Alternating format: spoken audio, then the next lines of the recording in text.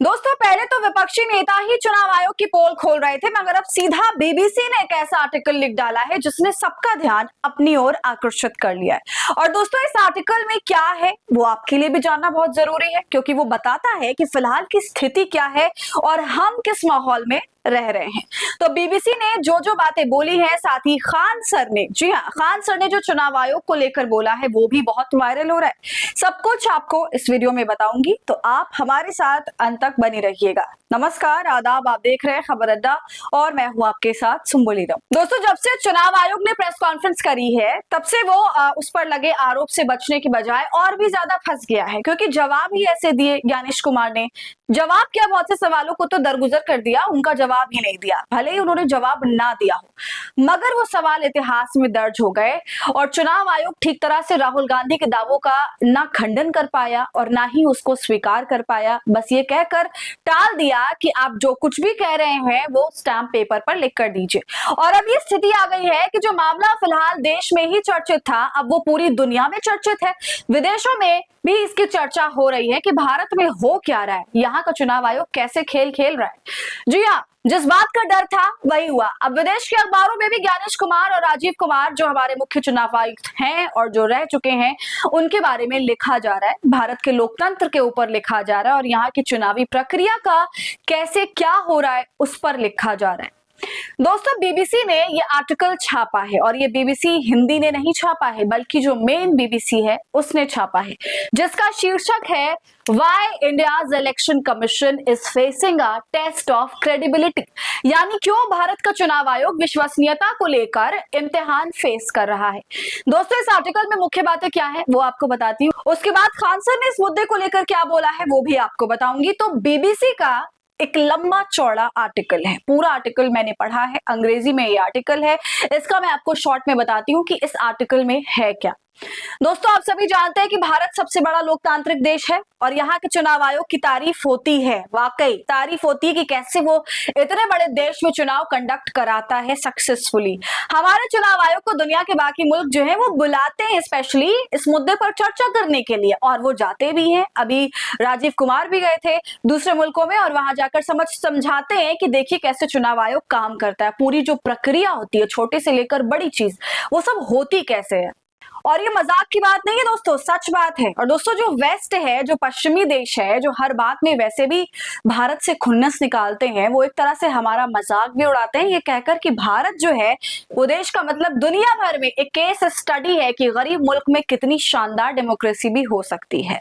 आपको सुनकर थोड़ा अजीब लगेगा, मगर बाहर देश के बच्चे हमारे देश के मुद्दे पर रिसर्च करते हैं, वहां के एचडी स्कॉलर्स हम पर रिसर्च करते हैं, हमारी हर एक छोटी चीज पर रिसर्च करते हैं और उस पर लिखते भी हैं। तो अब तक कुछ ऐसा सीन था चुनाव आयोग का दुनिया भर में, लेकिन ज्ञानेश कुमार और राजीव कुमार के मुख्य चुनाव आयुक्त रहते हुए इस एक संस्था पर जितने सवाल खड़े हुए हैं ना, भारत के इतिहास में कभी इतने नहीं खड़े हुए।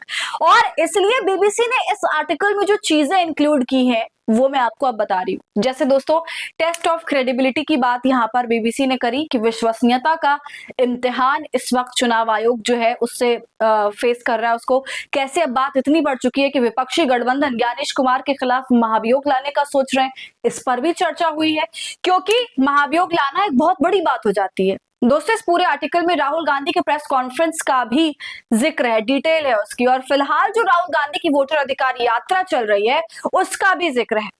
इसके अलावा अनुराग ठाकुर ने जो प्रेस कॉन्फ्रेंस करी और एक नहीं बल्कि 6 सीटों के सबूत सामने लाकर रख दिए, उसकी भी पूरी चर्चा की गई है इस आर्टिकल के अंदर।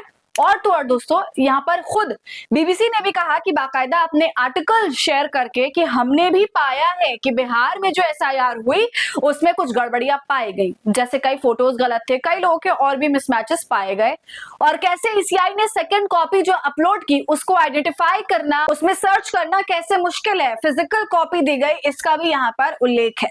दोस्तों सुप्रीम कोर्ट ने कैसे इलेक्शन कमीशन से कहा कि 65 लाख नाम आप फाइनल रखिए सामने, और दोस्तों इसके अलावा सुप्रीम कोर्ट में कैसे ये मामला गया उसको भी यहाँ पर बताया गया है। और आपको खबर करके मैंने आपको ये भी बताया था कि एक सर्वे जो सीएसडीएस का था, उस सर्वे में चुनाव आयोग पर लोगों की विश्वसनीयता में कितनी गिरावट आई है ईयर बाय ईयर, वो बताया गया था। और आपको याद दिला दूं कि बहुत ज्यादा गिरावट आई है, इसकी परसेंटेज पहले से काफी बढ़ी है और उन राज्यों में तो सबसे ज्यादा बढ़ी है जिसमें भारतीय जनता पार्टी की सरकार है। टॉप पर है उत्तर प्रदेश और मध्य प्रदेश।